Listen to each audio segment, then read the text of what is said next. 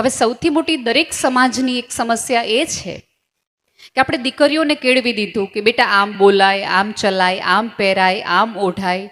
સરસ કેળવણી, આખો સમાજે ભેગો થઈને કન્યાઓની કેળવણી કરી.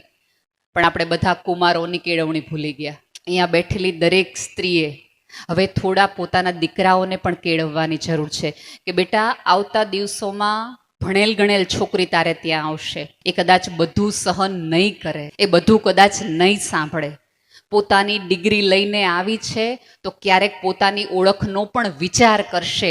તો એ સમયે તારે એને એટલી હવા આપવી દેવી પડશે કે જેથી કરીને એને તમારે સમજાવવું પડશે. એક સ્ત્રીના ચહેરા પરનો અણગમો વાંચતા તમારા દીકરાને શીખવવા પડશે કે જેથી કરીને એકાદ સ્ત્રી સાથે રહી શકે.